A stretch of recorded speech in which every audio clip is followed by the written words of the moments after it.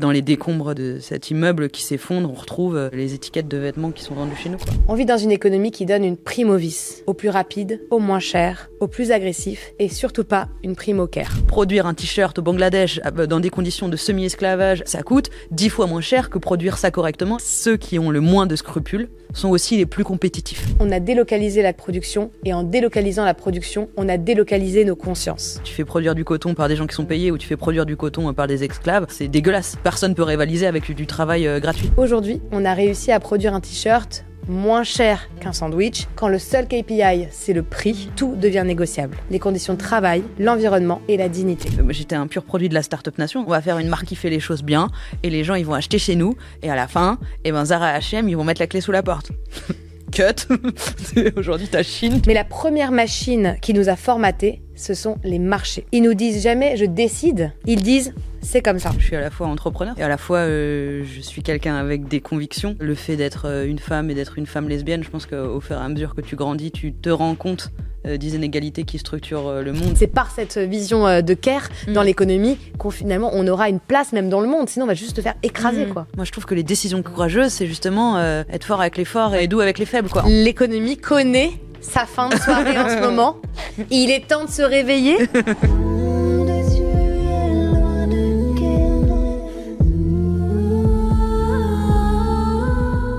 Salut Julia. Merci d'être là. On va faire un épisode un peu spécial, mais pas tant que ça. Mais c'est vrai que dans Loin des yeux, loin du care, je vous ai pas vraiment habitué à parler d'industrie et vous allez vite comprendre pourquoi on va en parler. Quand je dis que je fais un podcast sur le Caire, alors déjà, les 3/4 des gens pensent que je parle de la capitale d'Égypte. J'ai un petit côté égyptienne. Mais surtout, les gens pensent que je parle de santé. Et oui, je parle de soignants, je parle de fatigue, je parle de corps qui craquent. Mais nos corps, ils ne craquent pas par hasard. Ils craquent parce qu'on est dans un système économique précis. On vit dans une économie ultra mondialisée, avec une pression permanente, la mise en concurrence des travailleurs, la mise en concurrence des entreprises, la mise en concurrence de nos existences réelles. On vit dans une économie qui donne une prime au vice, au plus rapide, au moins cher, au plus agressif, et surtout pas une prime au care.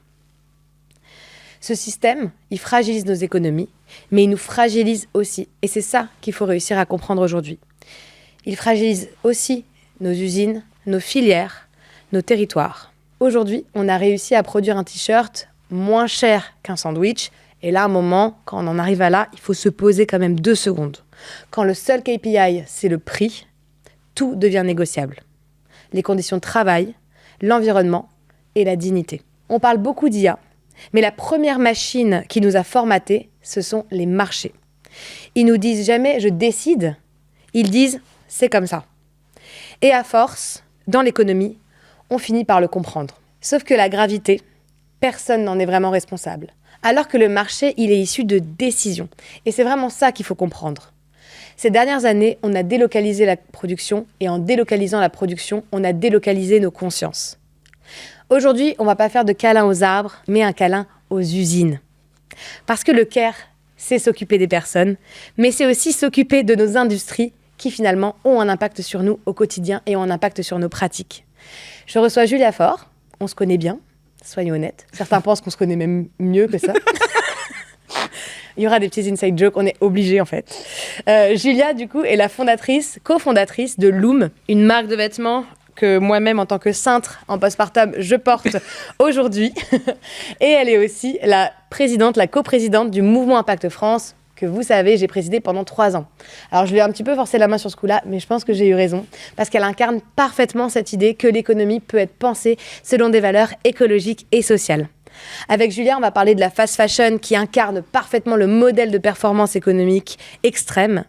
On va aussi parler de qui absorbe réellement le coût des marchés. On va parler des PME vulnérabilisées par une économie qui est prédatrice. On va parler aussi de cette espèce d'obsession qu'a le milieu économique pour ce qui est nouveau et pas pour ce qui existe. Et surtout, on va parler de ce que c'est d'être une femme, ce que c'est d'être une personne minorisée, dans un monde où on attend un leadership économique dans le rapport de force et un leadership économique assez standardisé.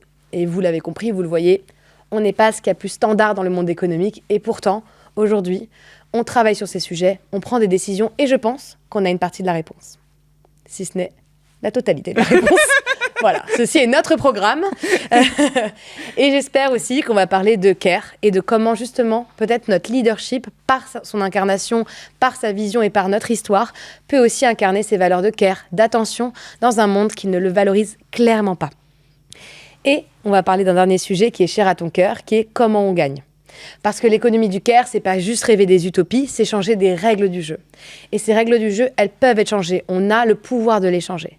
On vit dans une civilisation économique depuis finalement l'époque de Bretton Woods. C'est pas si vieux que ça. On a l'impression que quand on parle du capitalisme moderne, il est héritier de décennies, de siècles entiers. Alors que finalement, on est quasiment à moins d'un siècle. Donc cette économie, elle peut être changée. Et surtout, avoir une forme qui est en faveur des personnes et de la planète et des personnes vulnérabilisées. Bonjour Julia. Bonjour Eva. Avant de rentrer dans le dur du sujet, je trouve ça important de partir de l'intime, parce que cet intime, il est économique et politique, c'est notre petit ajout, à loin des yeux, loin du cœur, et surtout de comprendre pourquoi toi, tu t'es lancé là-dedans. Est-ce que ça venait chercher une vulnérabilité, quelque chose que tu as vécu, et pourquoi as-tu voulu vraiment te lancer dans ce combat contre une industrie de masse ? Moi, je pense qu'il y a deux choses qui caractérisent mon profil. C'est que je suis à la fois entrepreneur, c'est-à-dire que je suis quelqu'un qui aime le business et qui est intéressé par le sujet et qui c'est le domaine dans lequel j'évolue et je m'épanouis, quoi. Et à la fois, je suis quelqu'un avec des convictions, je pense, qui viennent le fait d'être une femme et d'être une femme lesbienne. Je pense qu'au fur et à mesure que tu grandis, tu te rends compte des inégalités qui structurent le monde et ça crée en toi un sentiment d'injustice et après c'est assez facile de l'étendre à d'autres sujets, quoi. Donc je pense que l'injustice de ce qui se passe dans le monde et de ce qui devrait pas se passer, c'est quelque chose qui est assez structurant chez moi, mais c'est pas très courant en fait d'avoir ce double profil, quoi. Business et engagé. Et le côté business, il devient d'où ? Enfin, pourquoi est-ce que tu as eu envie de t'attaquer à ce monde de l'industrie ? Non, en fait, j'ai pas monté ma boîte en me disant que j'allais m'attaquer au monde de l'industrie. Ouais. J'avais des convictions sur comment sont fabriqués les vêtements et qu'est-ce qui va pas dans l'industrie textile, parce que finalement, il y a eu le Rana Plaza. Moi, j'avais une vingtaine d'années, donc l'effondrement de cet immeuble au Bangladesh où en fait t'as des centaines d'ouvrières qui confectionnaient les vêtements des Occidentaux. Et en fait, t'as des milliers de personnes qui sont mortes, plutôt des femmes d'ailleurs, des femmes indiennes, des femmes bangladaises, pardon. Et en fait, dans les décombres de cet immeuble qui s'effondre, on retrouve les étiquettes de vêtements qui sont vendues chez nous, quoi. Et d'étiquettes de vêtements de gens, de marques qui sont encore extrêmement performantes aujourd'hui. Et donc là, ça, c'était avant que je monte Loom. Et moi, à partir de ce moment-là, je me suis dit, en fait, il ne faut pas acheter des vêtements qui sont fabriqués dans des pays où les gens sont mal protégés, quoi. Et c'est cette conviction-là, finalement, elle est pré-business, quoi. Et elle ne m'a jamais vraiment lâchée, surtout qu'au fur et à mesure que le temps passe et que je développe une expérience dans le milieu textile, je me rends compte que les choses n'ont pas tellement changé, en fait, depuis 2013. Et donc j'avais quand même cette conviction-là à la base, mais quand on monte la marque Loom avec Guillaume Declercq, mon associé, c'était plutôt on avait une bonne idée business. On se disait, sur le marché, en fait, on trouve que c'est difficile de trouver des vêtements de bonne qualité au bon prix. Nous, c'est ce qu'on va faire, quoi. Il se trouve que en fait, une des manières de résoudre la crise écologique textile, c'est quand même d'acheter moins de vêtements et de les garder plus longtemps. Donc, au début, on est vraiment rentré dans la résolution de problèmes par une solution simple. Il suffit de... Attends, c'est trop tôt pour le pitch, là. C'est beaucoup trop tôt pour le pitch. Okay. Tu vois, moi, la raison pour laquelle j'ai voulu dégommer le système financier, je trouve que ce qui est intéressant entre nos deux profils, c'est qu'on a toutes les deux voulu s'attaquer quand même au berceau du capitalisme. C'est-à-dire que la manière dont fonctionne l'industrie textile, comme la manière dont fonctionne l'industrie financière, c'est des manières qui sont hautement injustes, hautement intermédiaires, etc. Moi, ça faisait pas mal appel à le fait d'avoir grandi comme femme, d'une minorité, etc. J'avais l'impression que j'avais pas le droit à la parole dans le système. Et du coup, il fallait à tout prix que j'aille hacker l'endroit du système qui était le plus structurant dans nos économies.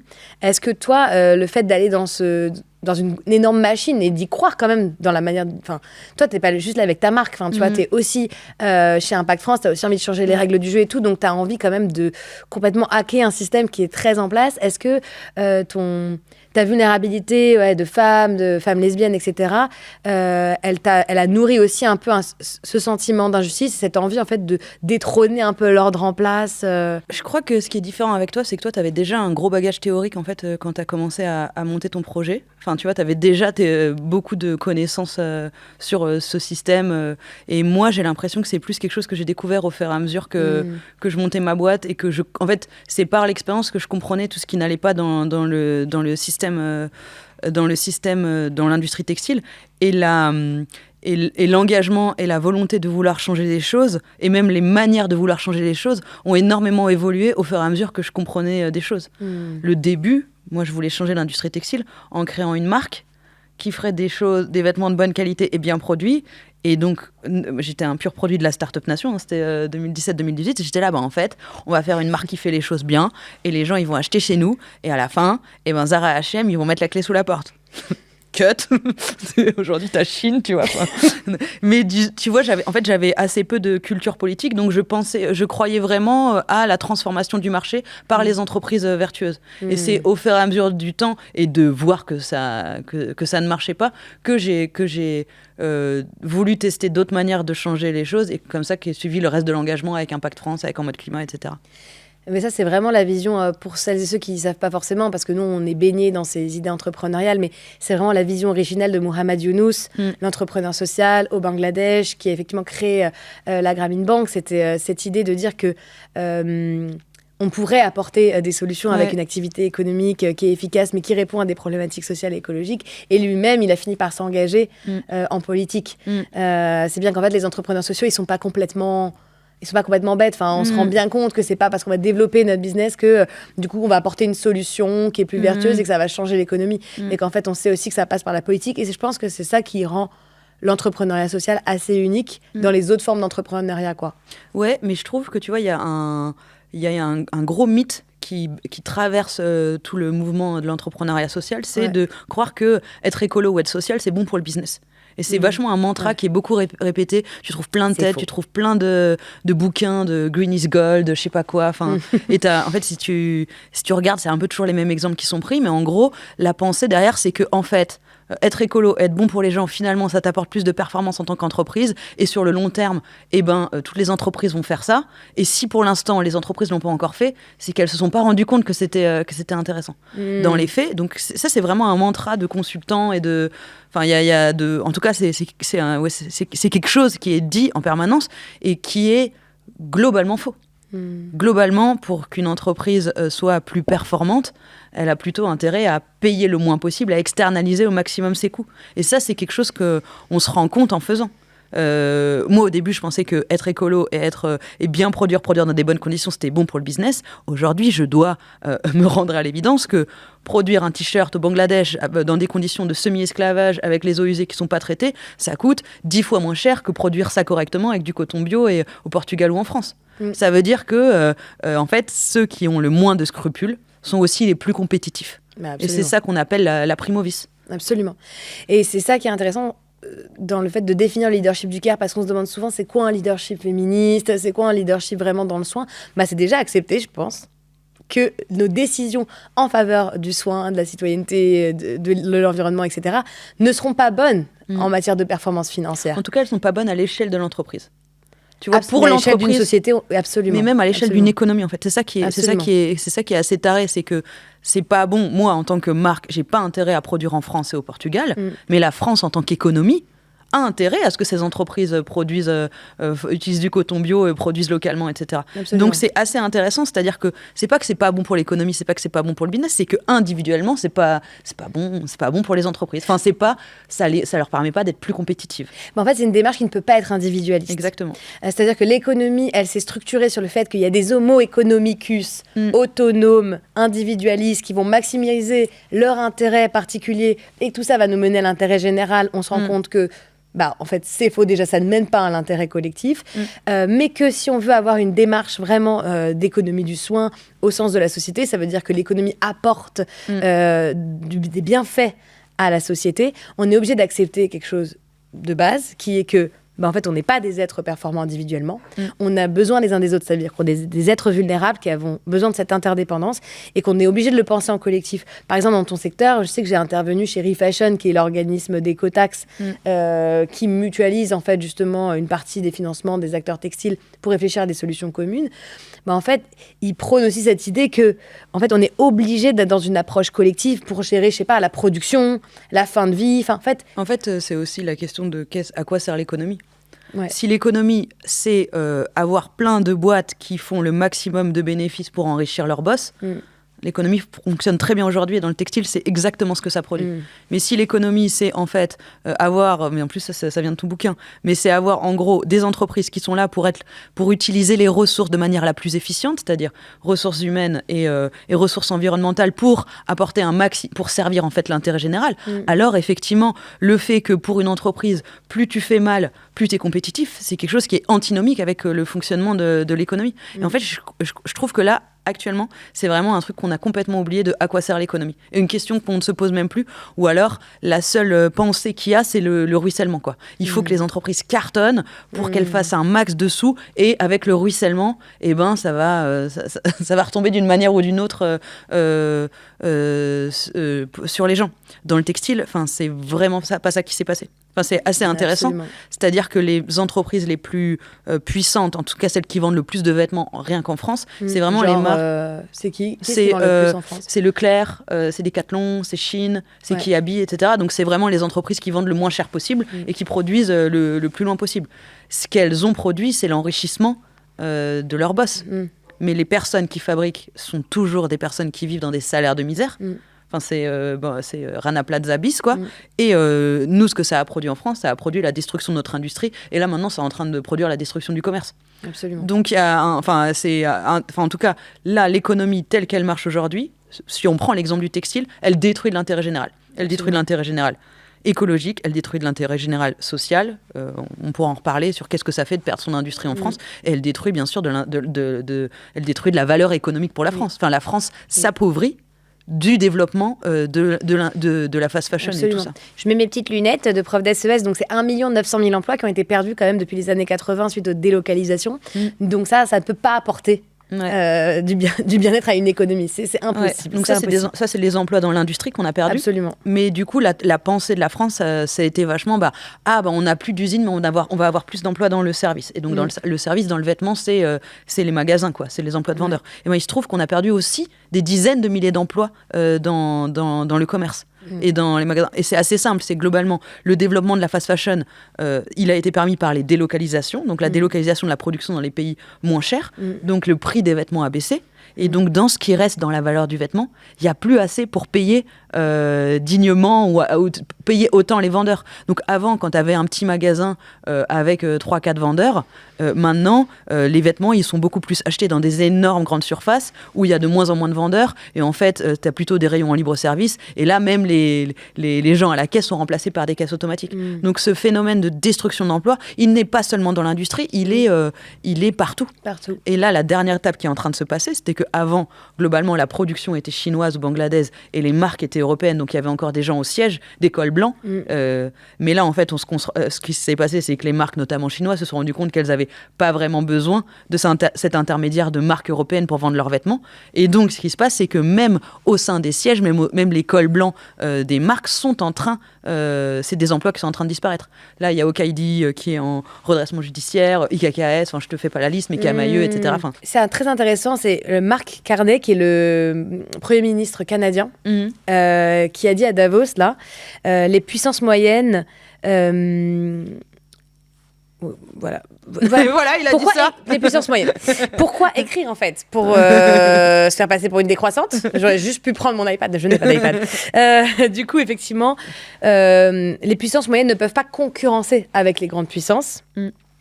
Et notre force ne commence pas dans la taille, mais dans notre capacité à promouvoir d'autres valeurs humaines et durables.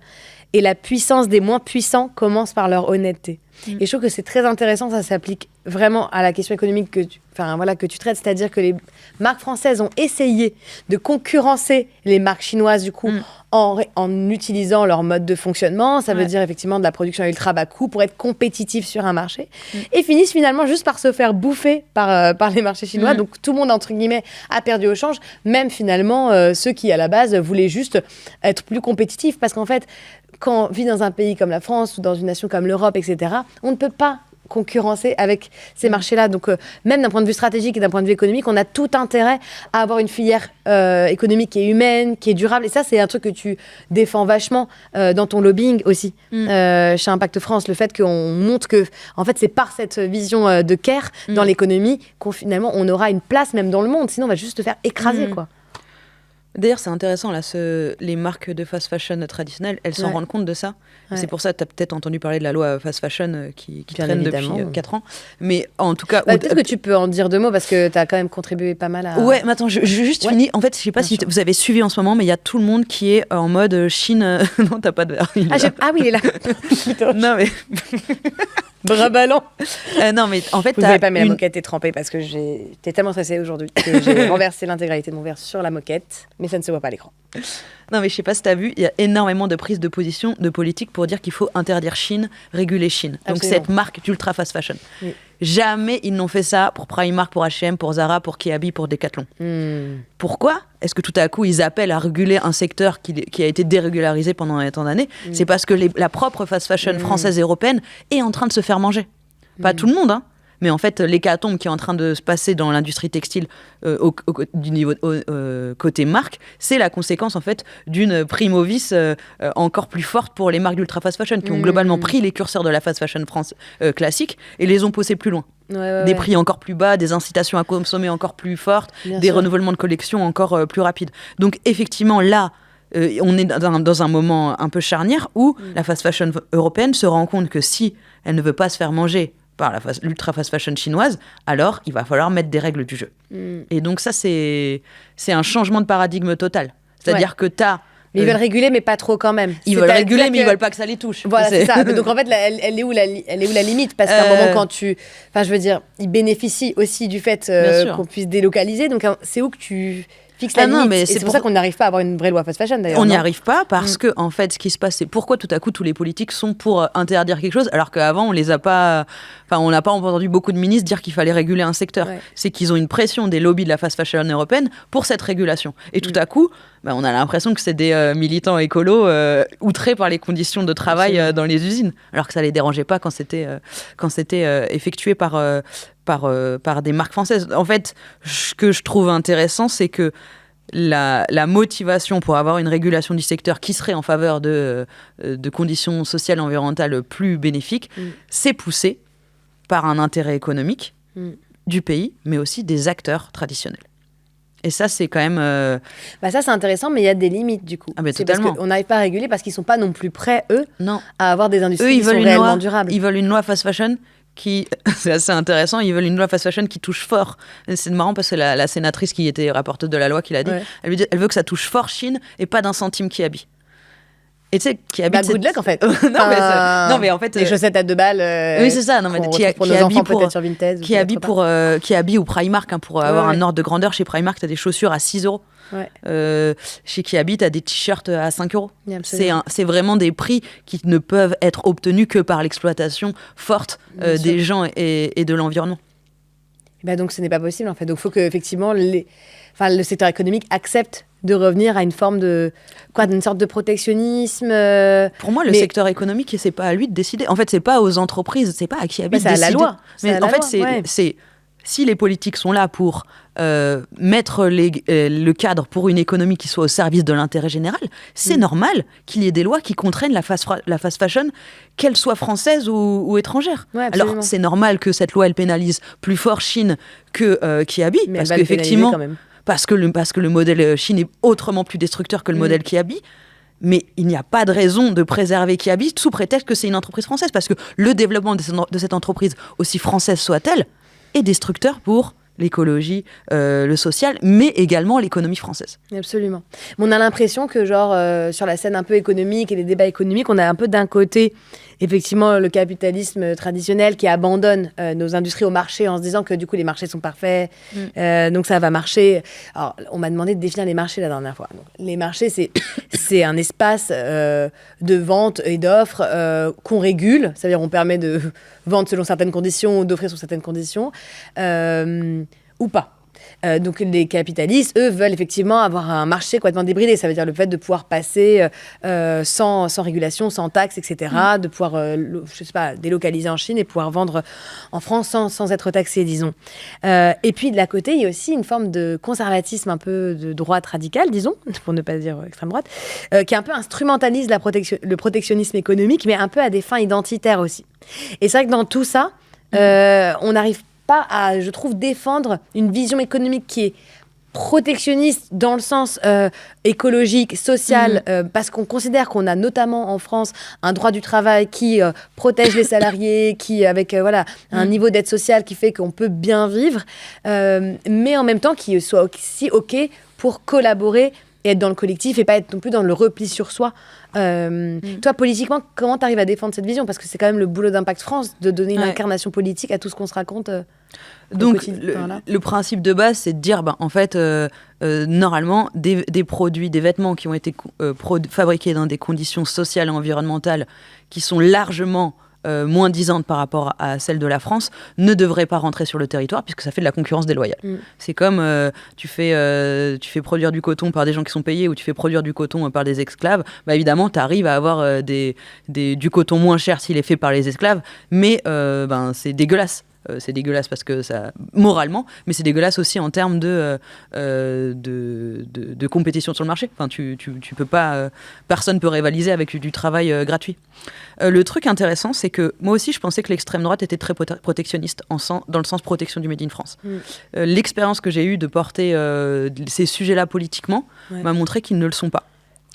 C'est assez intéressant. L'extrême droite est très à droite. L'extrême droite française, en fait, elle est très libérale. Libérale, ouais. En tout cas, anti-régulation. En tout cas, ça a peut-être changé, mais ces dernières années, tu verras rien sur le protectionnisme. Il y a vraiment... J'ai l'impression que c'est les responsables d'extrême droite, ça veut dire qu'ils sont très pro-marché, etc. Mais que les électeurs, ils croient un peu à cette promesse du protectionnisme économique. Enfin, tu vois, ça a été ce qui a pas mal fait élire Trump, notamment. Ouais, mais alors Trump, c'est particulier. Mais en tout cas, en France, moi, j'ai pas retrouvé cette promesse-là nulle part.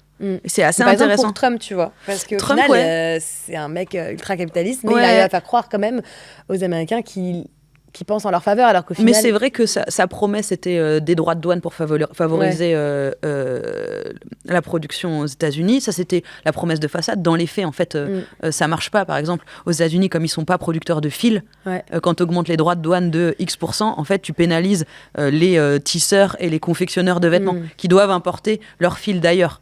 Donc en fait, sur le textile, par exemple, ça n'a pas du tout... d'ailleurs, les chiffres sont là, ça n'a pas du tout favorisé l'industrie américaine. Au contraire, ça l'a plutôt pénalisé. Pour moi, ce que fait Trump, c'est moins une politique protectionniste qu'une politique de bully. Les droits de douane n'ont pas été vraiment utilisés pour relocaliser une quelconque industrie. Ils ont été utilisés comme une arme pour asservir et mettre à genoux des pays pour... nous, on l'a vu, qu'est-ce qu'il a fait avec les millionnaires en France. Il a demandé des milliards d'investissements chez lui. C'était une mesure de rétorsion. Absolument. Plus qu'une vraie mesure de protectionnisme dans les faits. Mais si tu regardes le programme de l'extrême droite en France, il n'y a pas vraiment ça. Il n'y a pas vraiment... En tout cas, moi, je l'ai... Enfin, peut-être qu'il y a, mais en tout cas, moi, dans les faits, quand on a été porté toutes nos demandes protectionnistes... C'est assez intéressant. C'est la gauche qui porte beaucoup plus le protectionnisme, mais aussi parce que nous on le formule d'une certaine manière c'est pas on met des droits de douane à tout ce qui rentre en France. On veut plutôt des droits de douane ou toute autre forme de protectionnisme, ça peut être interdiction sur le marché, qui sont conditionnés aux conditions dans lesquelles sont fabriqués les vêtements. En fait, on veut un protectionnisme social et écologique. C'est ça. C'est de fixer des normes sociales et écologiques. En soi, on n'est pas pour ne pas produire, ne pas collaborer, je sais pas, avec le Maroc, avec des pays avec lesquels on collabore sur la filière textile, la Turquie, enfin voilà.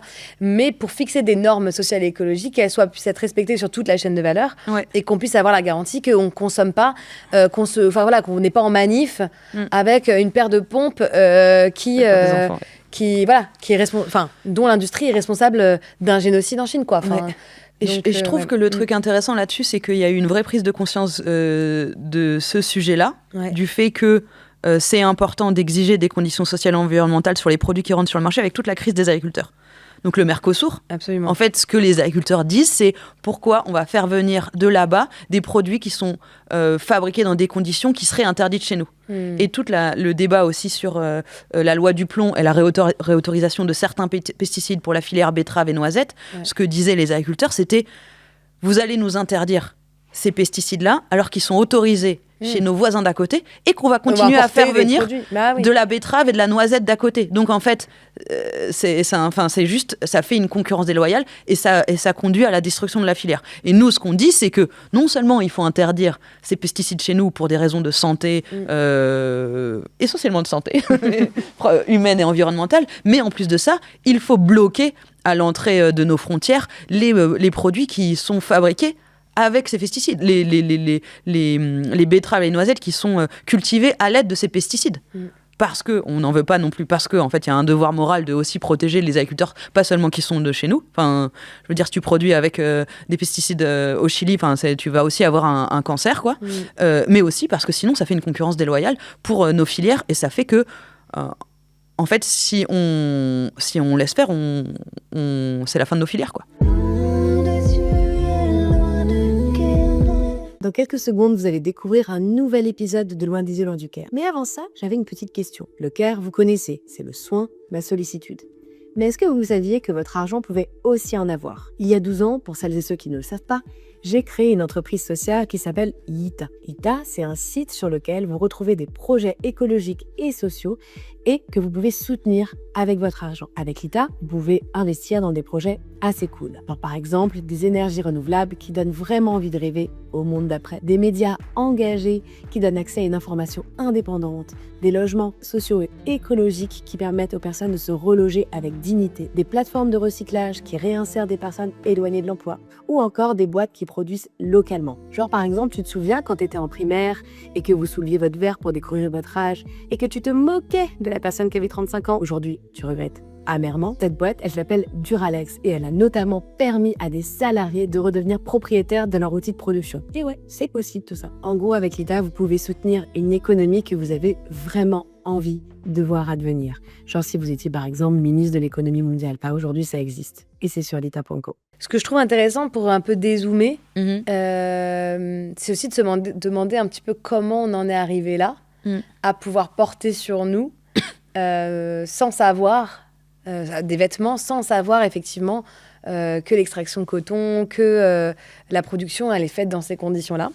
Et moi, je parle souvent de ce petit livre que je vous conseille à toutes et tous, qui s'appelle Nous, fils d'Eichmann, alors qui a été écrit par Gunther Anders, donc effectivement pas en lien avec le capitalisme moderne et la filière textile, mais lui, il a voulu faire écho à l'époque à la filière du nucléaire, en comparant finalement l'industrie nucléaire, donc avec une industrie dans laquelle on avait une extraction de l'uranium à un endroit qui avait un impact social, de santé très forte, jusqu'à effectivement la production d'énergie nucléaire qui menait à des catastrophes fortes. Alors on n'est pas sur la même période. Donc lui, c'était un peu son industrie textile de l'époque, entre guillemets, et il comparait effectivement les gens qui faisaient partie de cette chaîne de valeur aux personnes pendant la Deuxième Guerre mondiale et pendant la Shoah, en disant que finalement, on est un peu tous des fils d'Eichmann, dans le sens où il y a une surintermédiation qui permet de se déresponsabiliser.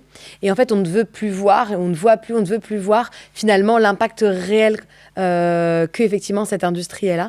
Et ça, c'est rendu possible par cette surintermédiation. Et c'est quand on surintermédie à ce point qu'on déresponsabilise, qu'on désensibilise et qu'on laisse exister le monstrueux. Et qu'en fait, avec ces chaînes de valeur-là, c'est sûr que le monstrueux va exister. Ça veut dire que quand on déresponsabilise, quand finalement on ne voit plus la vulnérabilité, c'est là qu'on peut laisser exister le monstrueux. Et je trouve que ça s'applique très bien à l'industrie textile et même plus loin, c'est-à-dire qu'on a vu Chine, c'est pas que une entreprise qui crée des vêtements dans des conditions déplorables. C'est aussi une entreprise qui laisse exister le monstrueux. On l'a vu avec les poupées d'enfants, etc. Donc avec tous ces scandales, on le voit aussi sur la question du lait infantile aujourd'hui avec les intoxications. On le voit à plein d'endroits. Et dans plein d'industries, aujourd'hui dans le secteur agricole, avec maintenant effectivement une pollution de sol qui mène à des intoxications, etc. En fait, on a perdu dans les chaînes de valeur la maîtrise de ce qu'on faisait. Et cette surintermédiation, elle est en train de nous détruire. Est-ce que c'est pas finalement pour faire exister une économie plus du soin, est-ce qu'il n'y a pas finalement cet enjeu principal déjà, qui est une solution très simple, qui est de réintermédier, c'est-à-dire casser ces chaînes de valeur-là, empêcher en fait qu'on puisse déconstruire comme ça les chaînes de valeur et avoir en fait une prise sur ce qu'on fait, sur les personnes qui travaillent pour nous, sur la manière dont la matière elle est extraite, d'où elle vient et qu'on puisse en fait en tant que consommateur comprendre très facilement ce qu'on porte sur nous.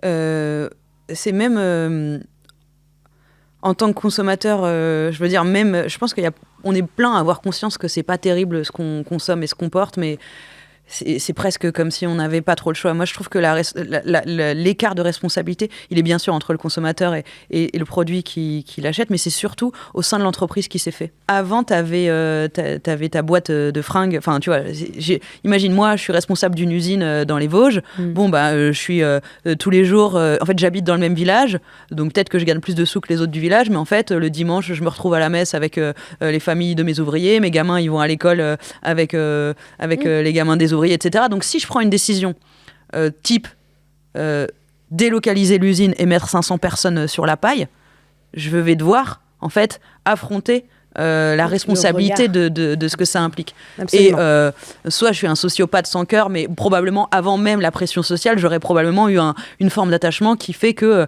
j'aurais pas envie de mettre 500 gars sur le carreau. Là, aujourd'hui, on est dans un monde où les marques ne sont pas les usines. C'est-à-dire qu'il n'y a quasiment plus aucune marque qui fabrique elle-même ses vêtements. Donc quand une marque, elle décide de partir de France pour aller en Inde, c'est pas quelqu'un qu'elle va voir en direct, en fait. C'est un intermédiaire qui, lui, va devoir gérer tout ça. En plus de ça, les marques elles-mêmes ne sont plus tellement gérées par des gens. En fait, la plupart du temps, elles n'ont plus à leur tête une personne en tout cas sensible, qui prend les décisions. La plupart du temps, dans leur capital, tu as des fonds d'investissement, tu as des trucs comme ça, etc. Et donc, ces fonds d'investissement-là, ils regardent, je sais parce que c'est vraiment un truc qui se fait beaucoup dans le textile, tu as des fonds d'investissement, tu as des marques qui se créent, les fonds d'investissement, des marques qui produisent au Portugal, qui font de la bonne qualité et tout. Les fonds d'investissement, ils rentrent et ils disent, attendez, on va diviser par 2 les coûts de production en délocalisant en Asie, et puis on va multiplier par 2 les prix de vente. C'est vraiment toute la traîne du luxe accessible, enfin tous les SMCP, c'est tout ce que faisait Expérience Capital. Ils ont fait ça avec Bali Baris. C'est quoi Expérience Capital ? C'est un fonds d'investissement. Il fait ça, il prend les trucs, et donc il augmente la marge, il fait x3, donc il délocalise tout à l'autre bout du monde et il multiplie les prix par 2. Mais du coup, il y a quand même l'intermédiation financière, la financiarisation des marques qui fait qu'il n'y a plus vraiment de personnes qui sont en charge des marques. Il y a des organisations, des organismes financiers et que les marques sont elles-mêmes plus productrices. Et donc, c'est pas... Elles sont fait... Enfin, en fait, si du jour au lendemain, tu veux changer d'usine, ça change rien, quoi. Mais est-ce que c'est pas ça le sujet ? Est-ce qu'il faut pas juste démanteler les boîtes industrielles ?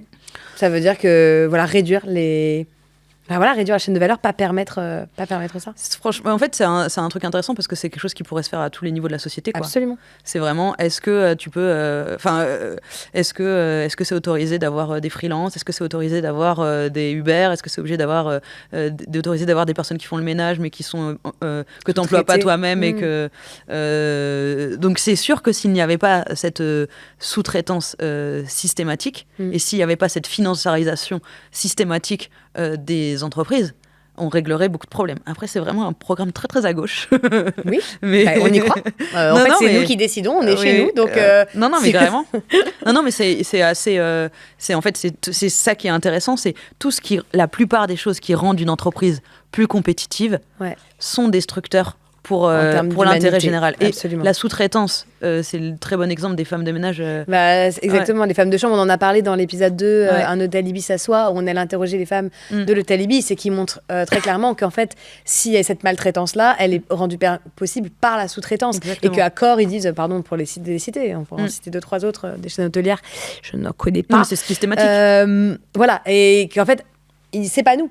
En fait, on n'est pas responsable. Comme les industries textiles, c'est pas nous, en fait. C'est un sous-traitant. Et pourquoi Accor sous-traitance, c'est maltraitance, c'est ce qu'elles disent. Et pourquoi Accor fait ce choix-là, alors que quand même, nettoyer des chambres quand t'es un hôtel, c'est la base. C'est le cœur de ton métier. Absolument. Ils font ça parce que ça leur coûte moins cher. Bah oui, absolument. Donc, c'est une illustration de cette primo-vis. Si ça coûte moins cher, ça veut dire que tu le fais payer à quelqu'un d'autre, quoi. Et du coup, l'idée, c'est de passer d'une primo-vis à une primo-care, comme on disait. Et comment on fait pour la décider, cette primo-care ? Non, mais en fait, ce qui est intéressant, c'est de se dire que si on ne régule pas le marché, voilà comment il marche. Mais c'est comme si tu laisses... si tu n'y a pas Pardon, je vais juste faire un petit... Parce qu'on a l'impression, souvent avec les marchés, que en fait, c'est naturel et que nous, on veut juste réguler les marchés. En fait, les marchés, ils fonctionnent comme ça, genre, par eux-mêmes. Alors que ce que souvent, on ne dit pas, c'est que tout est fait pour leur faciliter la tâche. C'est-à-dire que vous achetez un produit, vous payez de la TVA. Ok. Aujourd'hui, ces 2 fonds d'investissement veulent s'échanger des titres, ils payent 0 taxe. En fait, ça, c'est juste un exemple pour montrer qu'il y a un système fiscal, un système politique et économique qui favorise ces pratiques-là. Il y a des choix qui sont faits à certains endroits. C'est pas juste, effectivement, un truc naturel et nous, on viendrait mettre notre morale dedans alors que on n'est pas censé mettre de la morale dans l'économie pour qu'elle fonctionne. Et ça, je trouve que c'est hyper important de le comprendre déjà. Et deuxièmement, aussi de réaliser que l'économie aujourd'hui, qui fonctionne de cette manière-là, elle ne fonctionne plus. C'est-à-dire qu'on le voit que ce soit en matière de qualité, en matière de réponse à l'emploi, elle détruit le lien social, elle ne propose même plus de croissance. Donc les entreprises sont obligées de vendre des actions pour faire croire qu'en fait leurs actions elles évoluent, et alors que en fait elles ne génèrent même plus de croissance économique. Donc, elles gèrent de la croissance financière qui est artificielle. Donc, ce système, il ne fonctionne plus, quoi. Donc, on a besoin de redéfinir ces règles-là sur la base, effectivement, moi, je dis du care, mais on pourrait mettre derrière impact social, écologique, etc. Donc, voilà. Comment on change les règles du jeu ? Parce que c'est quand même aujourd'hui ton... Nous, dans le textile, on a fait d'abord le diagnostic de qu'est-ce qui a mal tourné dans l'industrie textile, et c'est vraiment le développement du modèle de la fast fashion qui s'appuie sur 2 piliers, les bas prix et les incitations à consommer. Les bas prix, ils sont obtenus par la délocalisation dans des produits où les conditions sociales et environnementales sont moins disantes, et les incitations à consommer, c'est essentiellement dans la mode, c'est la nouveauté. C'est le fait d'avoir des nouvelles collections, d'avoir un très large choix, d'avoir en fait... C'est le fait de pouvoir aller sur un site internet et de toujours trouver quelque chose qui va te plaire. Et si je te fais défiler des vêtements et qu'il y a forcément un truc où tu vas trouver sympa, qui va te faire envie, etc., et qu'à côté de ça, le prix est dérisoire parce que c'est produit par des gens mal payés, évidemment, tu vas l'acheter, ce vêtement. C'est comme ça que ces marques-là, elles ont capté l'entièreté du marché. Et c'est comme ça qu'on a fait exploser la consommation de vêtements depuis les années 80. On consomme 2 fois... Nous, on consomme 2 fois plus de vêtements que nos grands-parents. On achète 50 vêtements neufs par an. Et nos grands-parents, c'était une vingtaine. Donc à partir du moment où tu comprends que le cœur du problème de la dérive en fait du secteur textile, c'est le modèle de la fast fashion, c'est ce modèle-là qu'il faut réguler. Donc il faut réguler les bas prix et les incitations à consommer. Donc tu as plein de manières de faire. On pourrait faire avec un protectionnisme, c'est-à-dire effectivement on pourrait mettre des droits de douane et on pourrait dire par exemple droits de douane indexés sur les salaires des pays producteurs. Et on regarde l'écart entre le salaire minimal dans ce pays et le salaire vital, comme c'est ce que les ONG définissent, c'est le salaire en tenant compte du niveau de vie du pays. Qu'est-ce qu'il faudrait gagner pour vivre dignement, mettre un toit sur ta tête, manger... Tu payes plus de douane si tu produis avec des salaires plus faibles. Ouais, exact. Et donc, tu aurais un truc, le t-shirt qui habille, tu dis, attends, là, il est produit au Bangladesh, le salaire au Bangladesh, il représente un quart du salaire vital. Je mets un drap de douane qui équivaut à, si c'était produit en France, voilà, t'as 15 balles de drap de douane, et ton donc, t'as plus intérêt à le faire. Donc, t'as 2 choses. Soit t'as intérêt à produire en France, soit t'as intérêt à ce que les conditions de travail augmentent au Bangladesh. Exactement. Pour payer moins de droits de douane. Et en fait, ce que ça permettrait, ça permettrait de augmenter les standards dans tous les pays, parce que le truc de couper le Bangladesh du jour au lendemain de ses marchés, c'est aussi une catastrophe. Absolument. Et donc, il y a vraiment un truc. De dire ça aussi, ce qu'il faut, c'est une politique économique qui permette aux pays comme les nôtres d'arrêter de s'appauvrir, mais aux pays du Sud, ou je sais pas comment on dit, en fait, d'avoir des standards sociaux environnementaux qui vont s'améliorer. En fait, il faut que le salaire des ouvriers au Bangladesh augmente. Ouais, et sûr. Aujourd'hui, il n'augmente pas, parce que les marques, en fait, quand les marques disent, mais si le salaire augmente, mais moi, je vais produire en Éthiopie, en fait. Et en fait, le pays est vraiment sous un chantage des marques c'est un délire. Hein. Alors que si le droit de douane, lui, il reste le même, en fait, ça change rien. Exactement. Tu ne pourras pas produire ailleurs. Exactement. Si c'est nous qui mettons un droit de douane, qui l'imposons aux marques qui veulent vendre sur notre marché, elles ne peuvent pas nous faire un chantage à la délocalisation. Puisque nous, ce qu'on leur dit, c'est vous voulez venir sur notre marché ? Et ben dans ce cas, il faut accepter les règles du jeu. Et si vous n'êtes pas d'accord, vous allez vendre ailleurs. Absolument. Et en fait, c'est ça. Et ça, derrière, c'est de la TVA en plus. Enfin, en fait, tout ça, ça apporte de la valeur économique à un pays. Ah bah bien sûr. Et c'est vraiment le truc des bullies, quoi. Ça gagne dans la cour de récré, mais sur la durée, c'est les alliances qui gagnent et c'est effectivement les. En tout cas, ce qui est intéressant, pourquoi la France, elle peut se permettre de faire ça, c'est parce que la France et l'Europe et les pays occidentaux, c'est des marchés très importants. Ouais. Donc c'est ça notre pouvoir de négociation face aux entreprises, c'est qu'on dit on est un marché très important. Et donc, notre manière d'instaurer une réglementation, ça veut dire, vous voulez accéder à ce marché, voilà les conditions. C'est juste ça, mais parce que... c'est mais terrible. on se voit comme... en même temps, on se fait marcher dessus tous les jours, quoi. Mais on se fait pas... non, c'est que... On n'arrive pas à assumer notre puissance, je sais pas qui c'est que tu penses comme on. Non, je dis on. Moi, quand je dis on, ça veut dire la France aujourd'hui dans ses décisions économiques, quoi. Oui, la classe politique actuelle. La classe politique actuelle, elle est très dérégulationniste, elle est très libérale. Ouais, donc elle n'a pas... Là, je trouve que ça commence à venir. La question du protectionnisme, notamment parce qu'il est arrivé quelque chose qu'on ne pensait pas qu'il arriverait, c'est-à-dire que les États-Unis allaient changer les droits de douane et qu'en fait l'OMC, ça ne servait plus à rien. Donc, si les États-Unis peuvent le faire, c'est l'Organisation mondiale du commerce, du coup, qui était censée dire libre-échange, empêcher ça, en fait. Parce que c'est ça. C'est ce qu'il faut comprendre dans l'économie aussi. C'est arrivé après la guerre, à un moment où les gens, ils voulaient juste qu'on se fasse la paix, qu'on puisse trouver une organisation mondiale qui fasse que finalement, on allait s'équilibrer les uns avec les autres, s'apporter chacun et chacune, et que l'économie allait permettre ça, de fluidifier nos liens économiques, mais aussi nos liens humains et tout. Et en fait, on se rend compte que non, c'est juste la loi du plus fort et du plus moche, quoi, en termes humains et en termes écologiques. Ouais, après, je trouve qu'il y a quand même un truc où tu vois que le commerce mondial, ce que disent les super libéraux, c'est qu'ils disent le commerce mondial, c'est que ça apporte la paix. Et il y a une forme de vérité. Dans le sens où... Quand tu comptes les uns sur les autres... Oui, voilà, en fait, c'est ça. Effectivement, t'as plus intérêt à te taper dessus. Voilà. Mais bon, on peut être aussi pas des bêtes. Non, mais en fait, c'est pas parce que... mais moi, je pense qu'il y a quand même une manière de faire du commerce international sans que ça soit complètement dérégulé et sans que ça soit au détriment de l'intérêt général, et tout en ce que ça soyant vecteur de paix. Mais là, en fait, les personnes qui ont à y perdre à tout ça, c'est les personnes qui sont... En fait, c'est les gagnants d'aujourd'hui ont tout à perdre à la régulation de tout ça. C'est ce que disait Bruno Latour, on pense à lui. C'est ça, c'est qu'en fait, la raison pour laquelle aussi le monde ne changeait pas, c'est parce qu'aujourd'hui, les personnes qui sont à la décision, c'est ceux qui effectivement, ont les privilèges de ces décisions. C'est particulièrement visible aux États-Unis. Où là, vraiment, c'est vraiment aussi, une oligarchie de chefs d'entreprise qui a pris, en tout cas, qui a pris le pouvoir. Trump est au service se sert lui-même en tant que chef d'entreprise.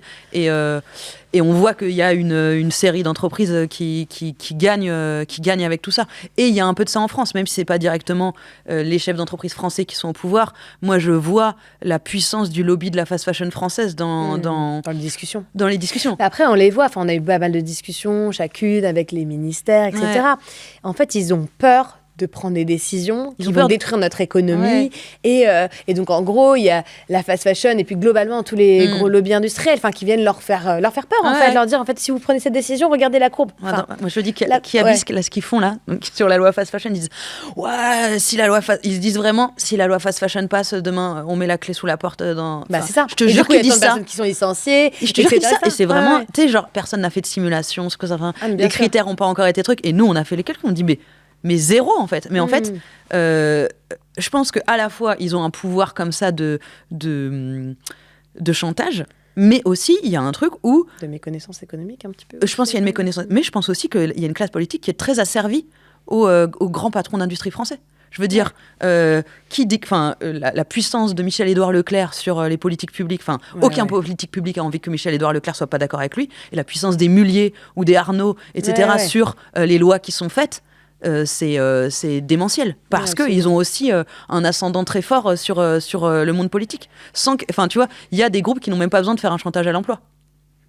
Et je pense que c'est assez important de le dire parce que moi, j'y croyais pas tant jusqu'ici. Et tu t'en rends compte maintenant. Mais je me rends compte que l'intérêt général passe après l'intérêt économique des gros acteurs français.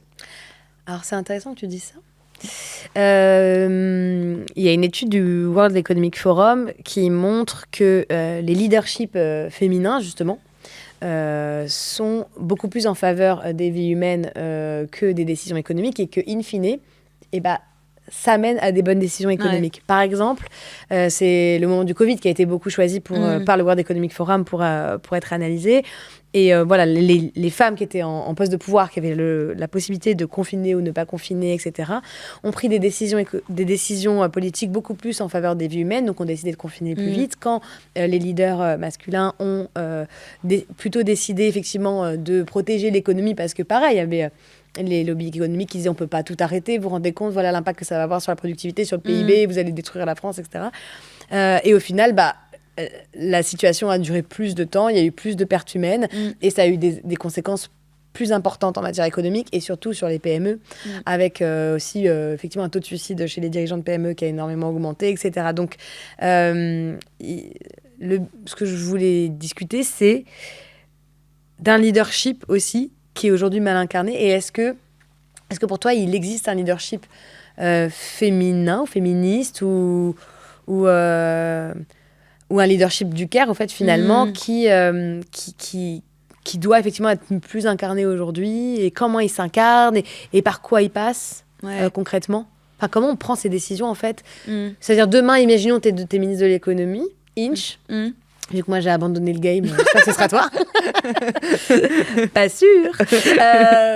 Ça dépend qui passe en 2025.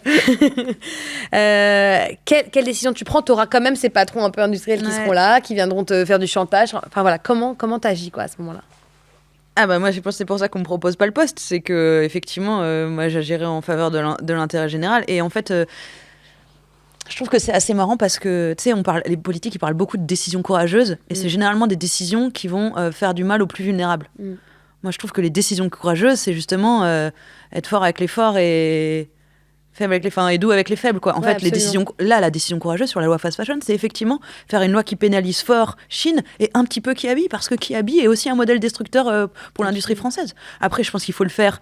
Faut pas faire ça aveuglément. Il faut avoir de la mesure. Faut penser des plans de transition, etc. Mais il y a un moment où les gagnants du monde actuel, oui, il va falloir les réguler. Mais après, c'est toujours facile de dire ça quand on tu vois, je suis pas ministre. Donc, mais moi, c'est ma conviction et c'est ce pourquoi. Oui, je pense que c'est normal. Si on veut un monde plus juste, les grands gagnants d'aujourd'hui, ils vont gagner, ils vont plus être autant des grands gagnants, quoi. Absolument.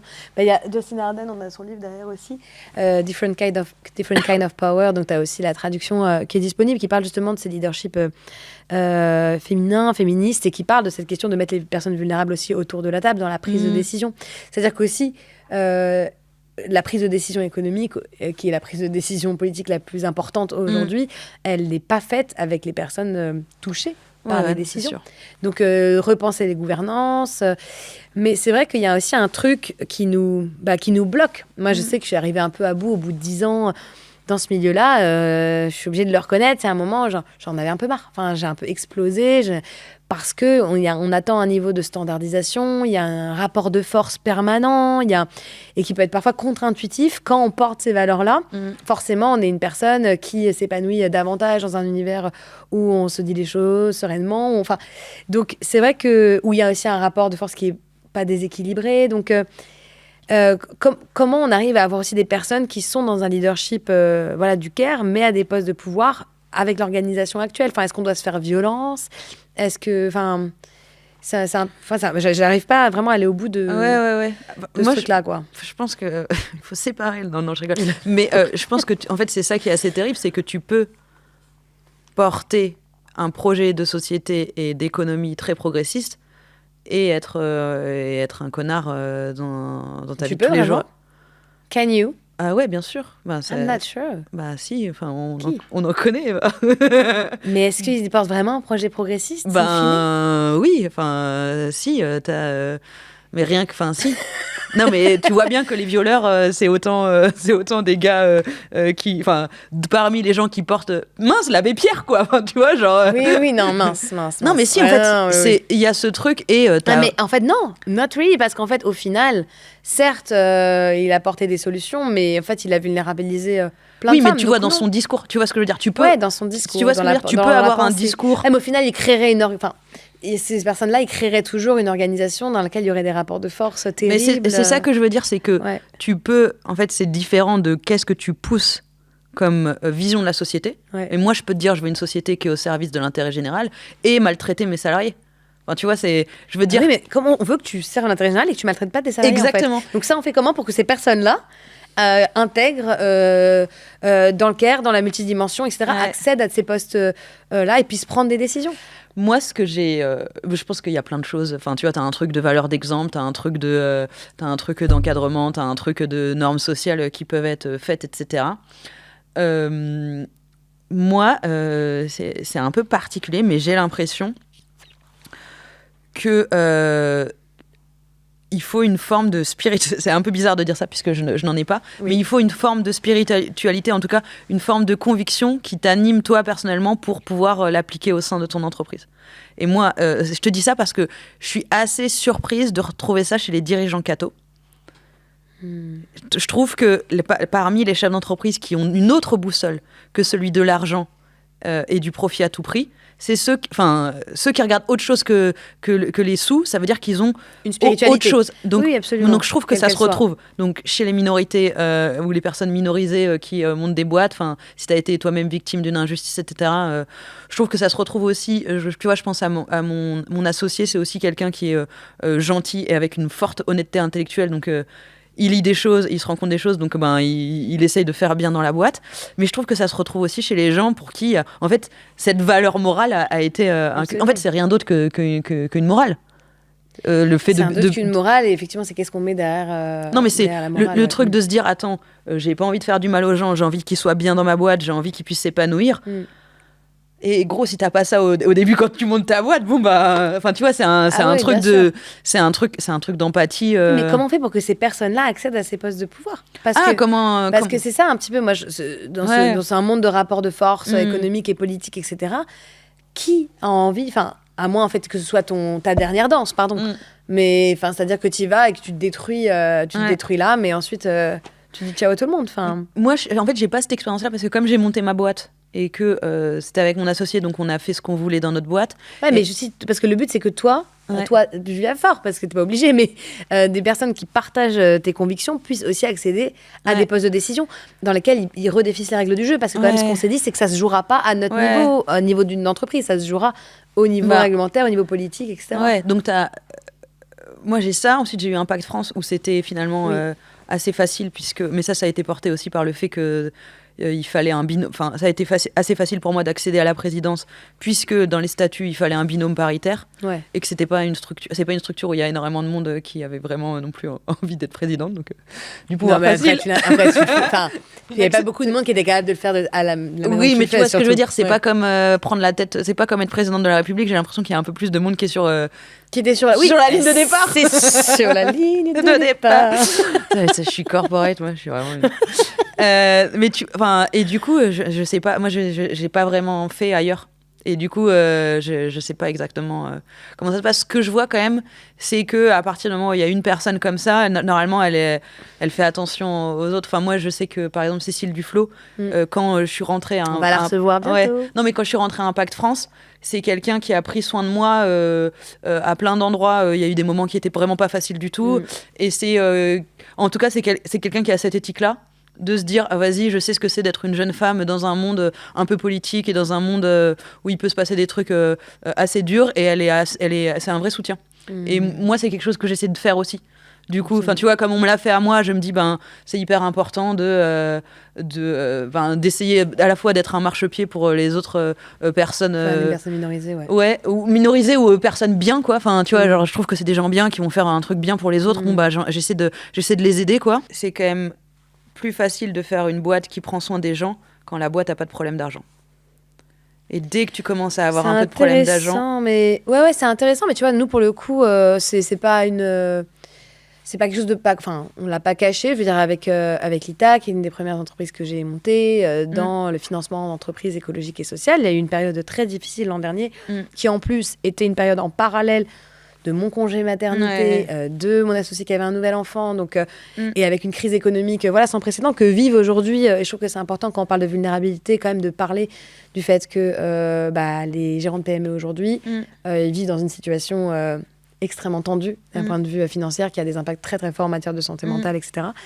Et pourtant, voilà ça. Donc il y a eu une situation, donc elle a été gérée en collaboration. Elle a été gérée en main dans la main avec les syndicats, pas du tout dans une forme d'opposition stérile entre un patronat et ses salariés, etc. Déjà ça, donc cette collaboration, je trouve qu'elle incarne un leadership du CARE. Elle a été pensée aussi selon peut-être la vulnérabilité de certaines personnes plus que d'autres, la capacité à retrouver un emploi, la capacité à maintenir notre objet social, aussi la concertation. Enfin, il y a beaucoup de choses qui ont été mises en place, et surtout, elle a aussi été gérée avec des leaders qui ne disaient pas tout savoir, qui n'ont pas aussi imposé des décisions. Et donc, c'est une situation qui était difficile. Donc, c'est une crise, on n'est pas des bisounours. Mais pour autant, elle peut être gérée, je trouve, dans le CARE. Voilà. Même... Ouais, je vois ce que tu veux dire. Parce que c'est vrai, ça, c'est la manière de gérer le truc. Mais ce que je veux dire, c'est que quand tout va bien, tu peux bien payer les gens et tu peux leur faire des congés de parentaux longs, etc.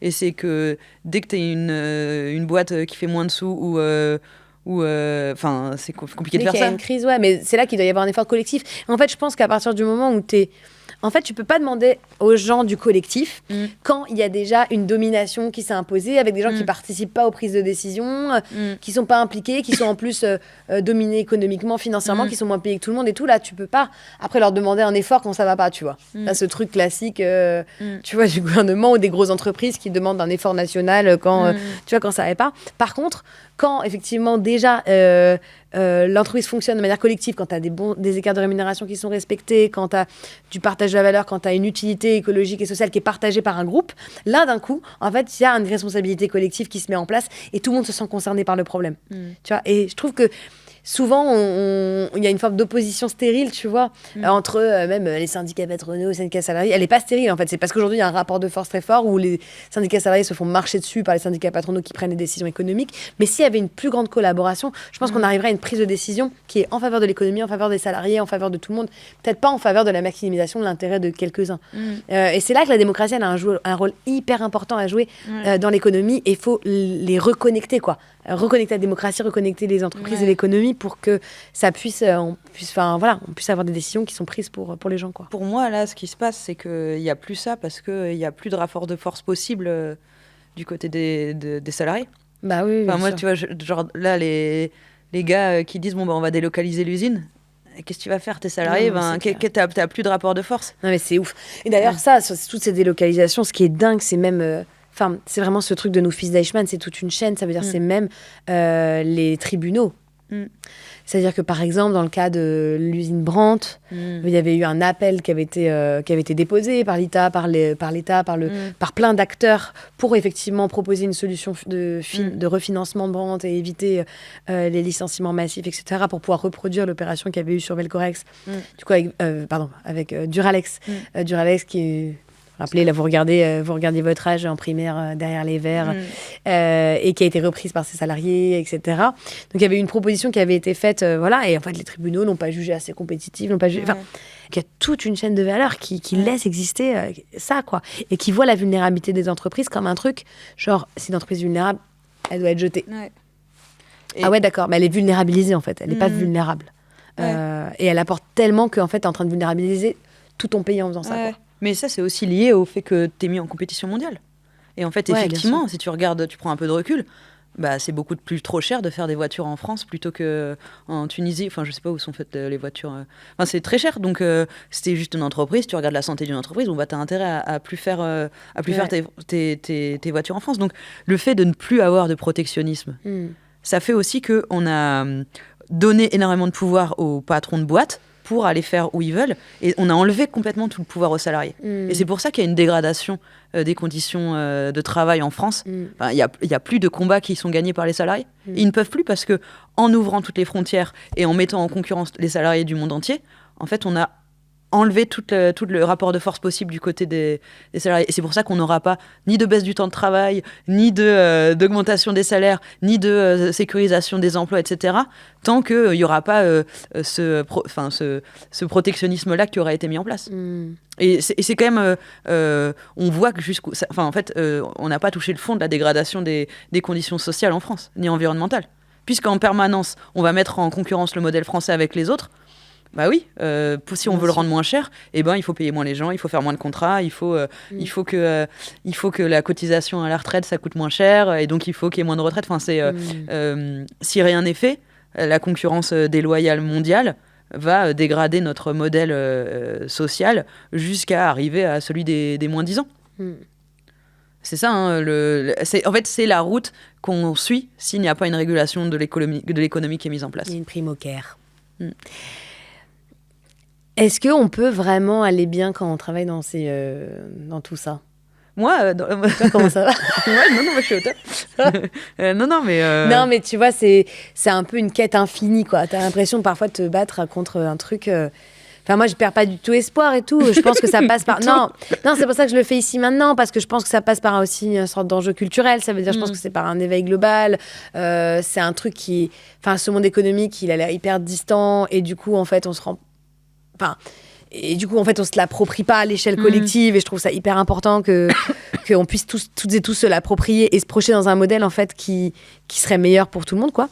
Mais ça n'empêche que c'est un milieu aussi qui consomme, parce que en fait, on est aussi sous les mêmes demandes que l'économie capitaliste, c'est-à-dire que on nous demande d'être tout le temps dans une performance permanente, dans une norme, etc. Et moi, j'avoue que ça m'a pas mal étouffée. Individuellement, ces normes-là, individuellement, ouais. Et même dans le travail, dans le travail collectif qu'on peut faire, tu vois. Ouais. Moi, j'ai moins ça, parce que j'ai pas l'impression d'être... je pense que c'est parce que déjà, j'ai une expression de genre, enfin, que je suis masculine, tu vois. Donc, tu penses que ça joue oui, dans la manière dont les gens te perçoivent ? Moi, je pense qu'on me perçoit avec des qualités masculines. Et après, la personne qui pourrait exercer quelque chose sur moi, c'est mon associé, et c'est vraiment un chouchou. Oui. Donc, t'as choisi ton safe space aussi. Ouais, non, mais du coup, en fait, nous, on n'a pas de boss, enfin, on n'a pas de fonds d'investissement qui nous décide, donc la boîte, elle nous appartient. Donc, c'est moi et Guillaume qui décidons de tout.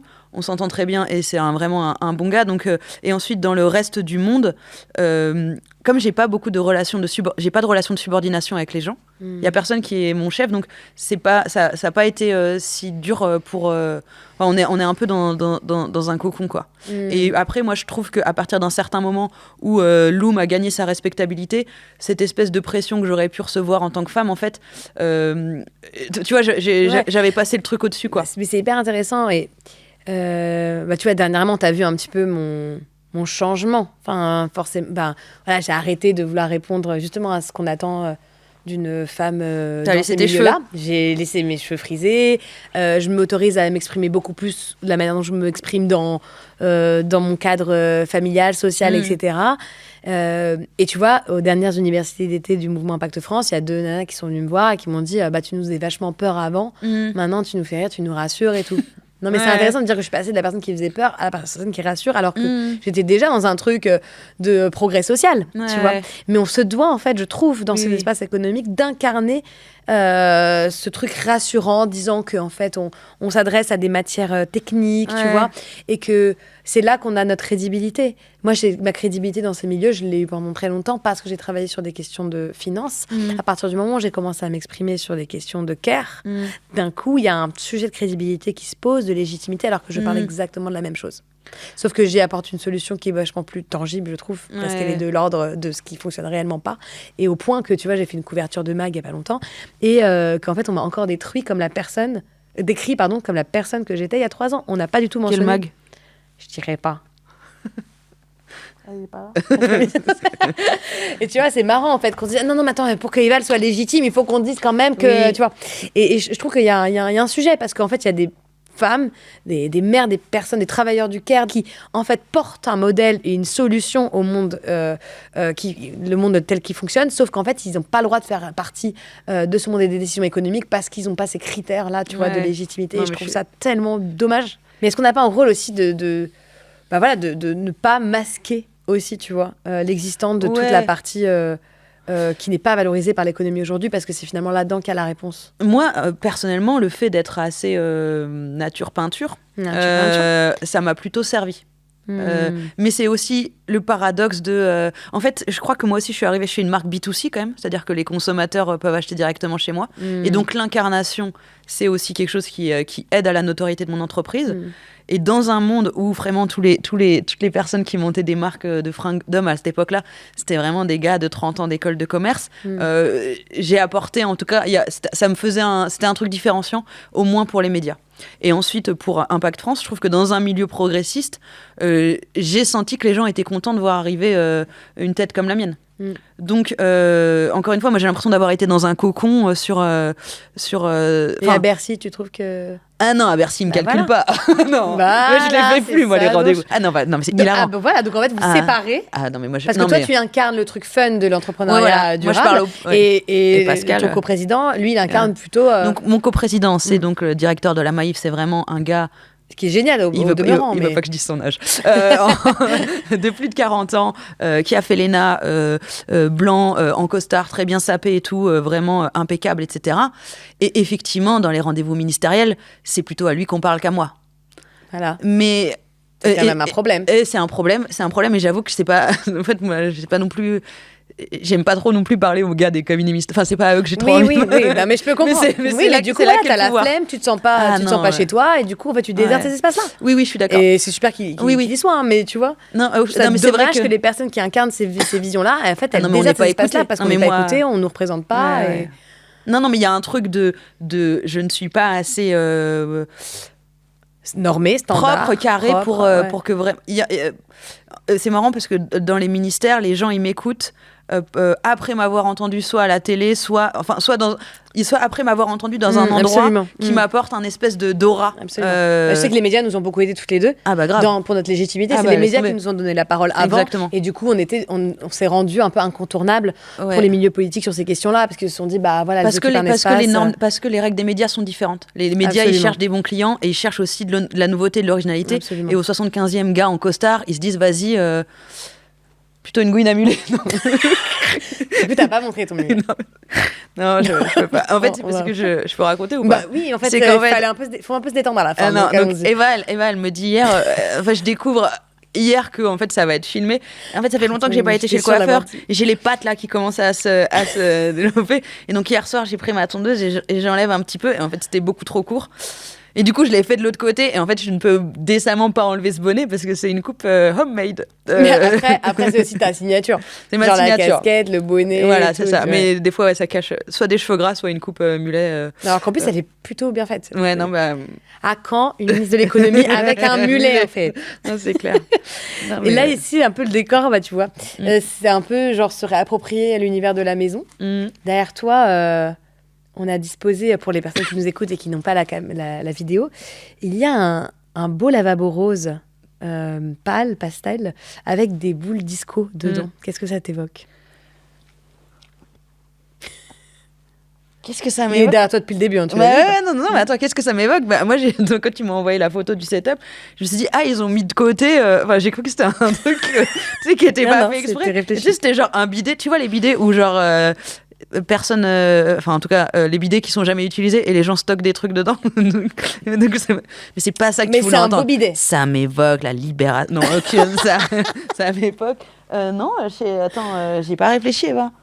J'aime bien c'est ça, la recherche de la spontanéité. Non, mais dis spontanément. Ça m'évoque une fin de soirée. Je sais pas, les boules à disco dans... Non, mais en fait, l'économie connaît sa fin de soirée en ce moment. Il est temps de se réveiller, de faire une petite douche froide et tout ça, et de prendre les bonnes décisions et de mettre, du coup, une femme à mulet à la tête de l'économie. Sachant que c'est pas ce que je veux faire. Hein. Enfin, vraiment, Si, c'est ce qu'elle veut faire. Donc, merci. Merci, Julia. C'était trop cool cette conversation. À la base, on devait garder un ton léger, mais en fait, c'est pas trop possible quand on parle de sujets si importants pour nous que d'être en légèreté. Enfin, c'est quand même des sujets assez graves.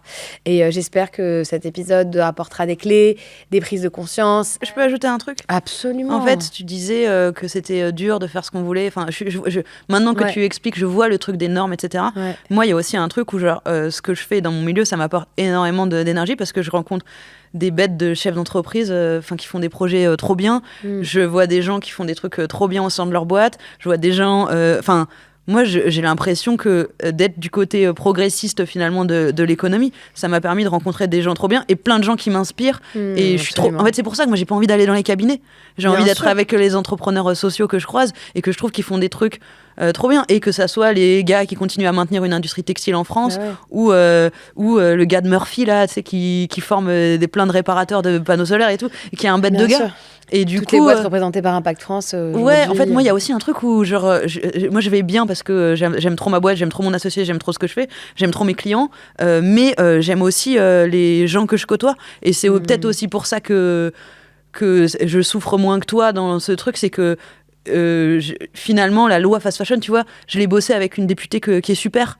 Qui est vraiment sympa, etc. Il y a la possibilité de se créer des safe space aujourd'hui, des espaces entourés de personnes qui partagent nos convictions. Enfin, on n'est pas... En tout cas, on va pas faire les colibris, mais en tout cas, on n'est quand même pas. En tout cas, moi, c'est hyper important de trouver de la joie et d'être heureux dans ce qu'on fait.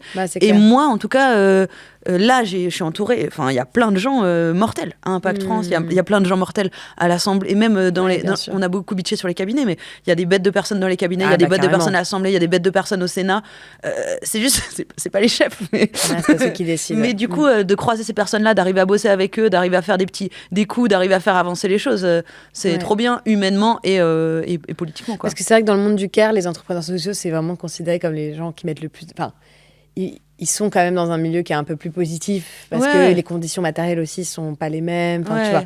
Je pense que aussi c'est un milieu qui arrive quand même à se créer des conditions matérielles qui sûr. Voilà, qui font que bien tu sûr. peux trouver de la joie aussi, etc. Mais après, je suis d'accord que ce combat, il peut être enthousiasmant. Et c'est important de le dire aujourd'hui parce qu'on a l'impression que, genre, là, on a une forme de stérilisation de l'action militante, etc. Et je pense qu'elle peut aussi, voilà. Ce qui est déprimant, c'est de rien faire. Et c'est d'être entouré de cyniques ou de passifs ou de gens qui laissent faire ou de voire de mauvaises personnes qui vont dans le mauvais sens de l'histoire. Ça, c'est déprimant. Mais faire des choses, être entouré de gens qui ont envie de faire des choses aussi, c'est ça qui donne. Sinon, mais attends, tu regardes la trajectoire climatique et la trajectoire démocratique de la France. Effectivement, t'as envie de te taper la tête dans le mur. Ce qui donne de l'énergie, c'est de faire et d'être entouré de gens qui veulent faire dans la même direction que toi. Bah, c'est hyper important. Elle est justement à une ère où justement surindividualise même l'action militante. Je trouve ça important de le rappeler que le collectif il a une place de ouf pour nous réenthousiasmer. Voilà. Une dernière chose à dire ou je peux boucler cet épisode? Donc on était dans l'épisode de Loin des yeux, loin du care, de l'épisode dans lequel on a mis des chaussons. Pourquoi? Parce qu'en fait j'essaie de trouver une gimmick. Sinon ils vont me prendre pour une folle parce que si j'explique pas ce que je fais. J'essaie de trouver une gimmick à chaque fois pour dire pourquoi on a mis des chaussons. Tu vois, en fait la réalité c'est parce qu'on n'avait pas envie parce qu'on a une moquette, quoi. Détruire cette moquette que j'ai moi-même détruite en renversant l'intégralité de mon verre. La tâche reste. Ça commence à me stresser un petit peu. Mais non, mais c'est de l'eau. L'eau versus les trottoirs de Paris.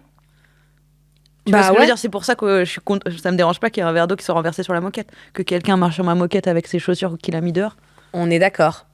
Et surtout, ces chaussures faites dans des conditions pas possibles. Même si c'est ces vieilles paraboutes, en fait. Je m'en fous. Les paraboutes, c'est pas... Non, on va pas paraboutes, c'est hyper bien. Non, c'est pas en France. Donc, même si c'est des paraboutes faits dans super conditions, tu marches pas sur mon tapis, que ça va jamais être toi qui va le nettoyer. Bah, absolument. Voilà, c'était ça. Loin des yeux, loin de la moquette. Loin des yeux, près de la moquette. On va arrêter. Merci à toutes et à tous. C'était super cette conversation. J'espère que ça vous a plu. À bientôt.